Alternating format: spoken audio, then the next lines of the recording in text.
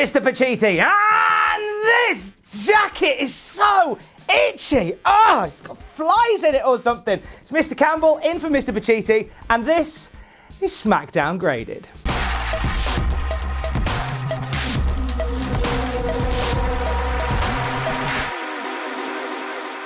So we open this week with Randy Orton regaling us on the attack on the New Day from Monday Night Raw. Himself and the Revival. Keeps referring to Kofi Kingston as stupid. Stupid. I like the callback from all those years ago. That time when Randy Orton bullied Kofi Kingston. Boom. Be a star.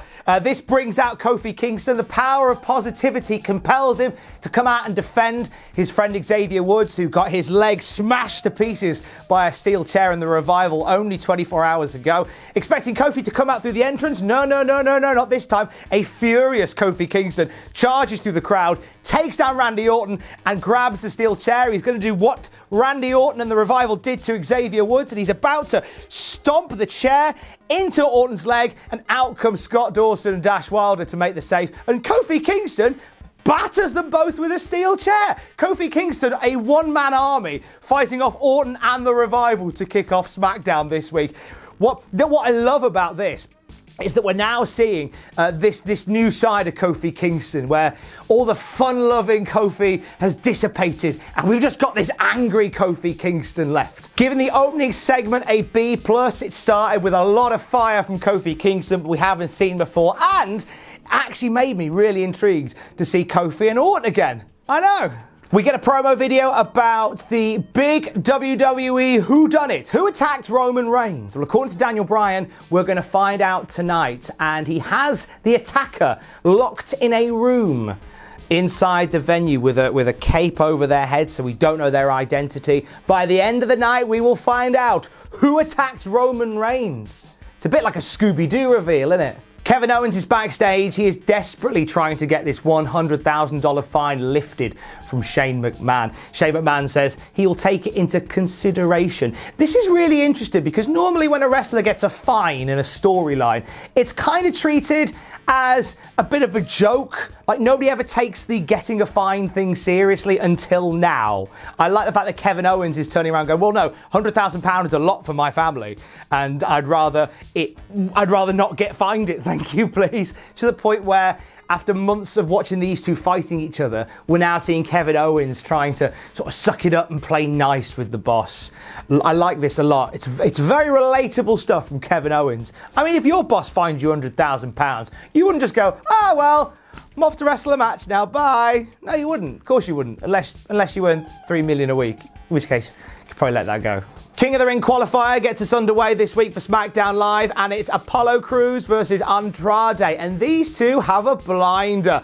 Within the first 90 seconds, we get a big clothesline from Apollo for a 2 count. We get double knees from Andrade for a 2 count, and then they just go back and forth, flying everywhere. Apollo Crews hitting a lung blower from the flapjack position, which looked really nice. A drop kick as Andrade was coming off the top rope as well. That looked cool. As always, he busts out the standing shooting star press.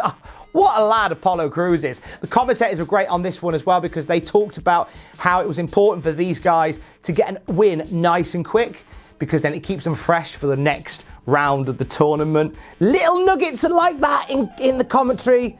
Just keep me invested a little bit more. Finish came when Zelina went to grab Andrade, trying to pull him out of the ring and get him away from an advancing Apollo. The distraction was just enough to catch Apollo off guard, lead him into the hammerlock DDT for the 1-2-3. And as a result of shenanigans from Zelina, Andrade is into the quarterfinals of the King of the Ring. Gonna give this match a B. Great showing by both of these guys. I'm really enjoying not just the workmanship that Andrade has been doing lately, but I'm enjoying the resurgence of Apollo Crews, who spent a long time treading water. Give him matches like this and he'll give you the world. Elias, the WWE 24/7 champion, is backstage strumming on the guitar, spots a suspicious looking man in the corner of his eye. Turns out to be a referee, who then rats out that Drake Maverick's hiding in a storage container. This is where Elias pulls Drake out of the storage container and shows him a piece of paper from Shane McMahon that says the 24/7 title rule has been suspended for the night whilst Elias focuses on his King of the Ring performance. And then we just leave with Drake Maverick being dropped back into the storage container, complaining that he just wants to consummate his marriage. I don't know which I'm more excited about. The surge of Austin Theory in NXT, which is going to happen. He's going to be the boy. Or the slow build to Drake Maverick consummating his marriage. It's time for a moment of bliss. Alexa Bliss and Nikki Cross, the WWE Women's Tag Team Champions, are out. And not only have they got the belts on their shoulders, but they've got these little drinky cups that have got little mini Women's Tag Team Championships wrapped around them. Oh, they're adorable. Can I have 10? Their special guest this week is Charlotte Flair, who has demanded the time to make a statement about Bayley, the WWE SmackDown Women's Champion. And Charlotte really runs Bayley into the ground here, saying things like, Bayley might be the champion, but I'm the brand. I'm the one that you send on the red carpets, not Bayley. This obviously brings Bayley out, who says, hey, look, I'm not on the red carpets, but I'm the champ. Da, da, da, da, da, da. She doesn't do that bit. Charlotte then makes the challenge to Bayley for the SmackDown Women's Championship. She says, I'm going to clean up the mess that you have made of this division. Bayley accepts the challenge, and just before she leaves the set of a moment of bliss, Bayley pushes Charlotte off her chair, and Charlotte lands on the occasional table, like kidneys first. And I said this in the news video earlier today, like I've seen some horrible things watching wrestling. I've seen some gruesome spots. Charlotte driving kidney first into a table, it made me cringe. Gonna give this one a B-. I like the setup for Bayley and Charlotte. Bayley being the champ, Charlotte being the brand. I just like the phrasing that she used there. Give them time at Clash of Champions, they'll have a cracker. Daniel Bryan and Buddy Murphy, one-on-one next. This is a match they promoted through Twitter, and a match I'm very excited to see. First time ever between Buddy and Bryan. Daniel Bryan starts off on the microphone calling Buddy Murphy the cowardly liar. I genuinely thought he said cowardly lion. I was expecting Tin Man and Scarecrow to make a run in at some point. So the whole story of this match, and Daniel Bryan is really good at this. Daniel Bryan put on a compelling match with Buddy Murphy, which isn't difficult because Buddy's really good. But all the way through, the thread of this match was Daniel Bryan just screaming in Buddy Murphy's face, "You're a liar! You're a liar! You're a liar, Buddy Murphy!" I love this because it just keeps that thread going of who done it Roman Reigns. Buddy Murphy gets quite a shoot in this match, but doesn't look weak. Like every so often he will rally, but then Daniel Bryan will overcome him. There was a great bit in this match where Daniel Bryan did a submission medley, where he started with the label lock, and then he moved it into the rings of Saturn. Then he moved it into like a leaning bow and arrow, and then he moved it back into a label lock, and then Buddy made the ropes. So it got broken up, which is a nice little sequence. Got applause from the crowd, and got a Buddy Murphy chant going. The end came really weird, because Rowan gets on the ropes when Bryan gets a near fall. And as Rowan's on the ropes, Bryan rolls up Murphy. Murphy powers out and nearly sends Bryan crashing into Rowan. But it's just enough of a shenanigan to allow Buddy Murphy time to recover and nail Daniel Bryan with Murphy's Law for the 1, 2, 3. Buddy Murphy just pinned Daniel Bryan. Yeah, just gonna let that sit for a second. Biggest win of Buddy Murphy's career against Daniel Bryan, and did it in great style. This match gets an A- from me. If you watch one match from SmackDown this week, watch Buddy Murphy and Daniel Bryan. These two have an absolute classic. And Buddy Murphy, wow. To think that Buddy Murphy's only involved in this whole Roman Reigns whodunit thing by sheer accident. No matter who did it, I don't care. Buddy Murphy's come out of this an absolute star. Buddy Murphy goes backstage and he's about to be interviewed about his amazing victory. And then Daniel Bryan and Rowan just come out of the side and just smack him to the ground and beat him senseless. Bryan again screaming, "You're a liar. You didn't deserve that. You're a liar, Buddy Murphy. You're a liar." Thank goodness for Jamie Noble and the referees, which does sound like a pop group, who came in and managed to usher Daniel Bryan and Rowan away as Buddy Murphy lay on the ground in agony. Just Buddy Murphy has just been such a refreshing star made from this whole whodunit thing. even though he looked injured at the end of it. It was nice to see him. Revival taking on Heavy Machinery next. Scott Dawson and Dash Wilder are out. They've got the tape around their bellies because earlier on they got smashed with a steel chair by Kofi Kingston. They lay out the challenge to the New Day for the SmackDown Tag Team Championships at Clash of Champions. But before they can do any more talking of the smack, out come Heavy Machinery, and it's Tucker and Otis taking on Scott and Dash. And the story of this match initially is Heavy Machinery just throwing these lads around, just hoiling them left, right and centre. Then we take a break, and then presumably something appalling happens in the break, whether a meteorite hits that only hurts Otis and Tucker. Because when we come back from the break, Tucker's just being decimated by the Revival. Eventually, after ages, Tucker manages to get the tag to Otis, who is a house of fire, spinning slams, running splashes. We get the caterpillar in. That's good to see. The finish comes when Heavy Machinery go to hit the trash compactor on Dash Wilder. Scott Dawson manages to break it up, and Tucker nails him with a Thez press as a thank you. But yeah, as that move is going on, Dash Wilder gets back into the ring, rolls up Tucker, and gets a cheeky 1-2-3. So the Revival win the match and leave the ring dead quick, like thieves in the night, with a bit of momentum going towards what will probably be their tag team title match at Clash of Champions. Giving this match a C+ tonight. Really hot and heavy action, nice and quick, well paced, and made Heavy Machinery look like beasts in there, look like a pair of absolute units, and it gave the Revival some momentum going into a tag title match. Fine for me. Chad Gable is being interviewed about King of the Ring, namely his match next week with Shelton Benjamin. And he talks a lot about how when he was younger, people used to mock him for being short, how a lot of his peers never thought he'd get anywhere because he's short. All while this is going on, Shelton Benjamin has appeared out of the men's locker room backstage, and he's put up a sign that says, "You must be this tall to participate in the King of the Ring." So when the interview finishes and Chad Gable walks into the men's locker room, he's obviously underneath that sign. Oh, there was a story that came down the line a little while ago that said that WWE have trademarked the name Shorty G, possibly for Chad Gable. Is Chad Gable the shortest guy on the WWE roster? I didn't think he was. I don't know why we've just gone, oh, who should we decide is a shorty? Who should we mock for being short? That guy there. It's very weird, but hey, look, Chad Gable's a great wrestler.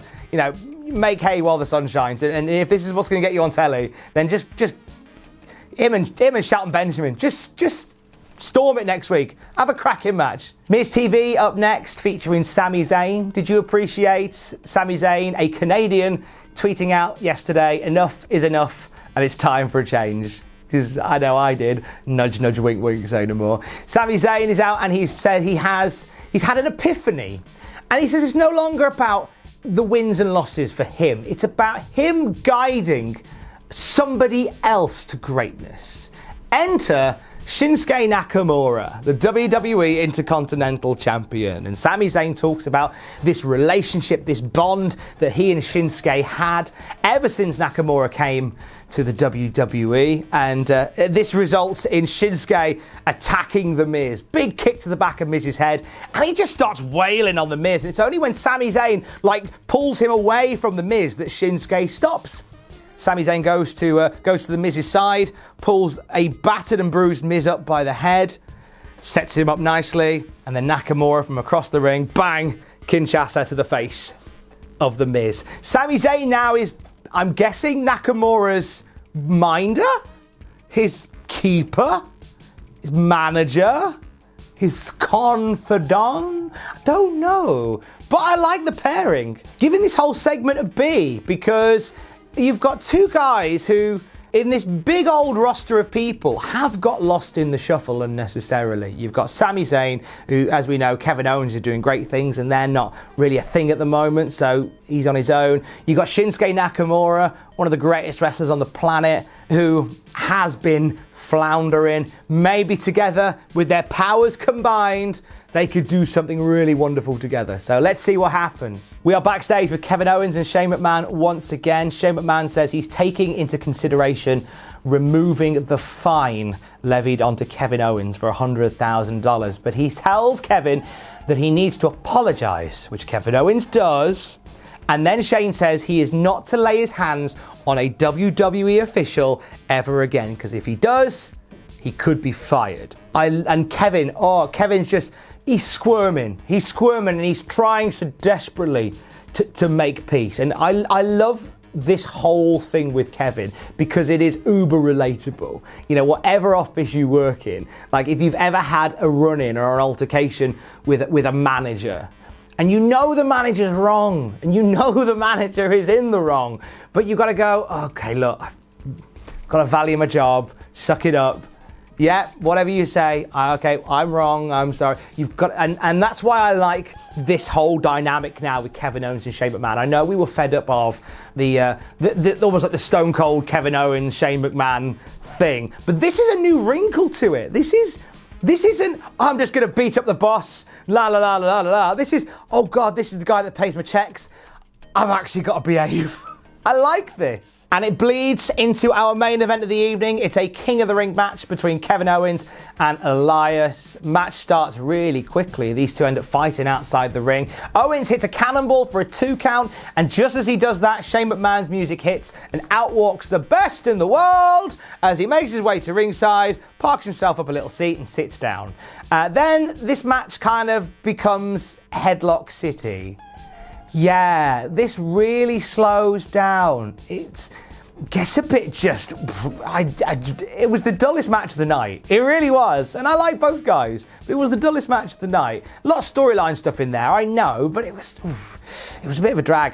Really picked up near the end where we saw Kev hit a drop kick. He hit a senton off the top rope, an amazing cannonball onto Elias outside the ring. And as Kevin Owens nails Elias outside the ring and he's about to get him back in the ring, Shane McMahon stands up, calls off Kevin Owens, and then whips off his shirt to reveal a referee shirt. Shane McMahon's the referee now. And Kevin Owens can't hurt referees or can't touch referees because he might get sacked.